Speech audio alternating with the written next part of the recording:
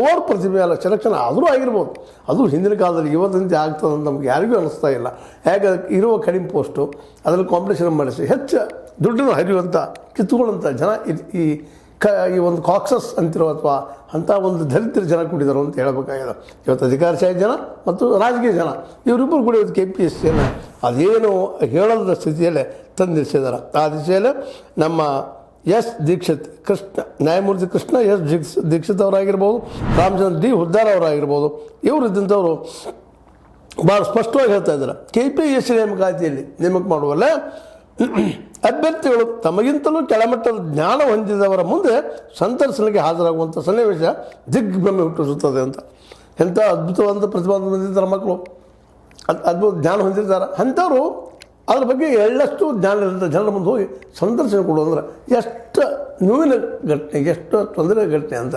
ಯಾಕಂದರೆ ಹೋಗುವಂಥ ಸಂದರ್ಶನ ಅಂದ್ರೆ ಏನಾಗಿಬಿಟ್ಟಿದಪ್ಪ ಅಂತಂದ್ರೆ ಇವತ್ತು ಎಷ್ಟು ಕೊಡ್ತೀನಿ ನೀನು ಇಡೀ ಜೀವನವನ್ನು ಅದಕ್ಕಾಗಿ ಮುಡುಪಾಗಿಟ್ಟು ಹೋರಾಟ ಮಾಡಿ ದುಡಿದು ಅಭ್ಯಾಸ ಮಾಡಿ ಒಬ್ಬನ ಸಮಾಜಕ್ಕೆ ಏನಾದರೂ ಒಳ್ಳೇದು ಕೊಡಬೇಕು ಅಂತ ಕನಸು ಕಾಣುವಂಥ ಯೋಗ ಬಂದ್ರೆ ಅಲ್ಲಿ ಒಳಗೆ ಹೋಗಿ ಬೇರೆ ಲೋಕ, ಇಂಥ ಲೋಕ ಇಂಥವ್ರ ಮುಂದೆ ಇಂಟು ಕೂಡ ಹೆಂಗೆ ಅಂತ ಅನಿಸ್ತಾ ಇದೆ. ಸ್ವತಃ ಇವತ್ತು ನಮ್ಮ ಜಡ್ಜಸ್ ಅವರಿಗೂ ನ್ಯಾಯಮೂರ್ತಿಗಳಿಗೂ ಅನಿಸ್ತಾ ಇದೆ ಹೈಕೋರ್ಟ್ನಲ್ಲೇ, ಇಂಥದ್ದೆಲ್ಲ ಮಾಡ್ತಿದ್ದೀರಲ್ಲಪ್ಪ ನೀವು, ಏನು ನಿಮ್ಮದು ಅಂತೇಳಿ.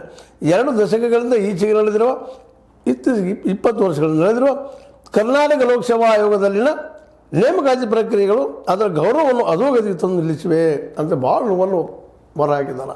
ಕಳೆದ 20 ವರ್ಷಗಳಿಂದಂತೆ ನೋಡೋ ಆಗಿಲ್ಲಪ್ಪ, ಅದು ಹೆಸರು ಕೆಡಿಸೋದು ಬಿಟ್ಟಿದ್ದಾರೆ ಇವರೆಲ್ಲರೂ ಕುಡ್ಕೊಂಡು ಅನ್ನೋಂಥ ಮಾತು ವ್ಯಕ್ತಪಡಿಸಿದ್ದಾರೆ. ಅದೀಗ ಇಲ್ಲಿವರೆಗೆ ನೀವು ಸತ್ಯ ಶೋಧನಾ ಸಮಿತಿಯನ್ನು ನೇಮಿಸಿ ಆ ಮೂಲಕ ಸದಸ್ಯರನ್ನ ಮತ್ತು ಅಧಿಕಾರಶಾಹಿ ಜನರನ್ನು ಯಾಕೆ ನೇಮಿಸ್ತಾ ಇಲ್ಲ? ಏನಿದ್ರ ಅರ್ಥ? ಮೊದಲು ಇದು ಸ್ವಚ್ಛ ಮಾಡಿರಿ. ಅದಕ್ಕೇನೋ ಒಂದು ಸುರುಗಿ ಸುತ್ತುವಂಥ ಕೆಲಸ ಅಂತೀವಿ ನಾವು. ಆ ಒಂದು ಏನಪ್ಪ ಅಂದ್ರೆ ಅಡ್ವೊಕೇಟ್ ಜನರಲ್ ಶಶಿಕಿರಣ ಶೆಟ್ಟಿ ಅನ್ನೋರು ಹೇಳ್ತಾರಲ್ಲ, ಈಗಾಗಲೇ KPSC ಹಗರಣಗಳ ಬಗ್ಗೆ CID ತನಗೆ ತೃಪ್ತಿಕರವಾಗಿ ಮಾಡ್ಯದು. CID ತೃಪ್ತಿಕರವಾಗಿ ಮಾಡಿದ್ರೆ ಇಷ್ಟೊಳಗೆ ಎಲ್ಲರೂ ಶಿಕ್ಷೆ ಆಗಬೇಕಾಗಿತ್ತು. ಎಂಥ ತನಿಖೆ ಮಾಡೋದು ಇವತ್ತು ಪ್ರಶ್ನೆ ಮಾಡುವಂಥದ್ದು ಅಂಥದ್ದು.